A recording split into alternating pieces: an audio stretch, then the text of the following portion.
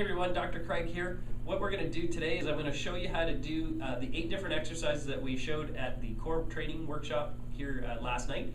The first one we're going to start with is the figure 8s on the ball. So for this one you need just an exercise ball, and what we're going to be doing is we're going to get ourselves into a position where we're resting up on our elbows. So I'm going to turn to the side here so you can see this. I'm going to rest my elbows on the ball. And for this, as an ease of doing it, you're going to want to start maybe on your knees if you find that your core strength is not as good as it should be. What you're going to do is you're going to lean yourself forward so that you're in a plank position. Try to keep yourself in a straight line from your shoulders right down to your knees. And what you're going to do is you're going to move your elbows, drawing a figure 8 with your elbows. The bigger the figure 8, the more you have to work hard with your abdominals. So while I'm doing this, I'm pulling my belly button into my spine, so I'm keeping everything stable. I'm drawing my figure 8s. I can still breathe, I can still talk, and what I'm doing is I'm working on stabilizing and working hard on that core strength. If you want to make it a little bit difficult, you can actually put yourself up into a push-up position so that you're resting on your elbows, and you're doing the same thing. You're just drawing those figure 8s. And if you want to make it really even much harder, try lifting a foot up while you do it. That's going to take it up to another level. Okay, so give those a shot. Try to do those for the 45-second period of time. Set a stopwatch so that you can kind of keep track of how well you're doing. Our next exercise is called the Glute Bridge. This one is simply, you're just going to lay yourself down on your back. You're going to bring your heels in as close to your rear end as you can.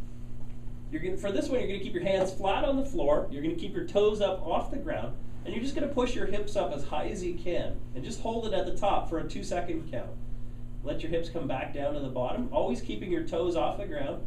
Push yourself up as high as you can, and back down. If you want to make this one a little bit more difficult, when you get up to the top, you can either try and march by lifting one foot off the ground, and then alternating and doing the other, and then back down. Or you can even try doing this with one foot, where you just simply are doing that glute bridge one leg at a time.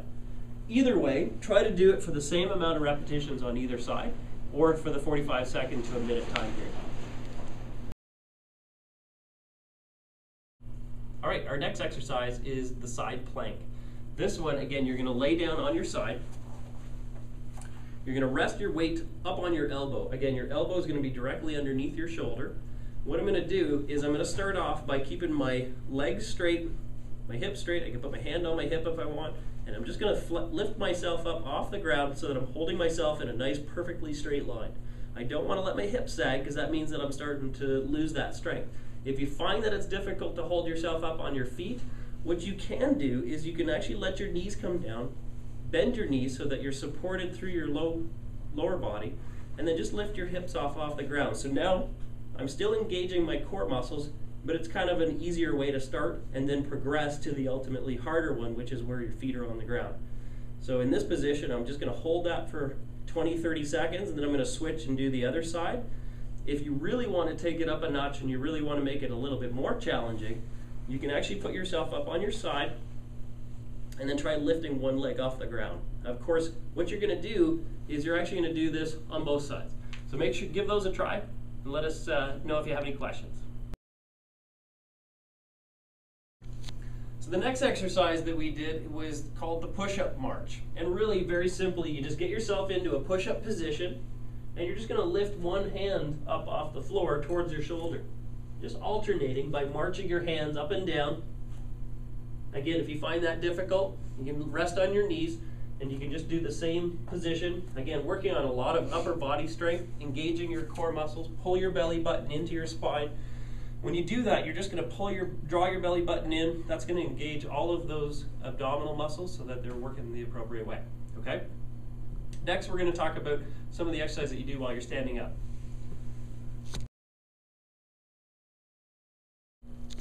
This next exercise is really working on your upper body posture and your forward head posture. So when we do this one, we're going to do in the shape of a Y, we're going to do in the shape of a T, and we're going to do in the shape of a W. The whole time your thumbs are going to be pointing behind you. So the Y is going to look like this. You're going to stand with your feet shoulder width apart, your knees slightly bent. You're simply just going to take your thumbs and you're going to straighten your arms up. So I'm in the shape of a Y. and I'm pulling my thumbs back as far as I can without sticking my head forward. I don't want to do that. I want to keep my head neutral over top of my shoulders, and I want to pull my shoulder blades back behind me so I feel that little squeeze between the shoulder blades. I'm going to relax. I'm going to squeeze with the shoulder blades again, and relax. Squeeze with the shoulder blades, and relax. I'm going to do 8 to 10 of those. And then I'm going to switch and do the T's, keeping my body at a 90-degree angle or perpendicular. Pull my thumbs back as far as I can, squeezing the shoulder blades. The whole time you're trying to initiate this movement with your shoulder blades, not just trying to swing your arms. You really want to just focus by moving at the shoulders. Okay, so you would do 8 to 10 of those T's, and then finally you're going to do 8 to 10 of the W's. So working on just pulling and retracting your shoulder blades back, squeezing behind you. And again, do 8 to 10 of those, or for 45 seconds. You can go through the whole variety of them. Try to move quickly through it so that you get all of your repetitions. Our next exercise is called the Curtsy Squat. This one, you're just going to simply clasp your hands together in front of you. You're going to start with your legs about shoulder width apart. You're going to reach your back leg behind you, squat down, stand right back up to your starting position. Then you're going to reach back with your other leg, squat down, stand back up, back to your starting position, squat back down.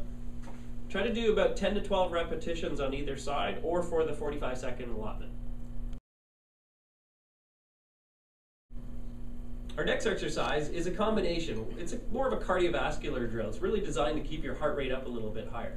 So what we're going to do is we're going to do 10 sets of high knees, and then we're going to do 10 sets of lateral skates. So it's going to look something like this. You're going to rise your knees up as high as you can.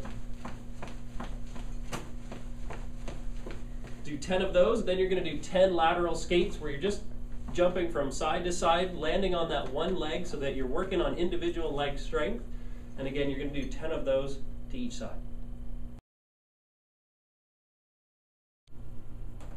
The next exercise is called the chair dip. This can be done just using a dining room table chair or a kitchen table chair, even just a part of the sofa if you have to, or a coffee table. What you're going to do is you're going to put your hands on the edges of the chair. You're going to lean with your rear end off of the chair so that you're supporting yourself with your arms. You can make it easier by bringing your feet in underneath your rear end. And all you're going to do is you're going to squat down and push yourself back up. Try to use the power of your upper arms to get yourself into that push-up position. So you come down, try not to go further than about 90 degrees at your elbow. Push yourself back up. If you want to make it more difficult, you can straighten your legs out. Squat down, push back up. Again, really working on a lot of the muscles of your shoulders, the back of your upper arms or your triceps, and even some of your chest muscles. Give it a try.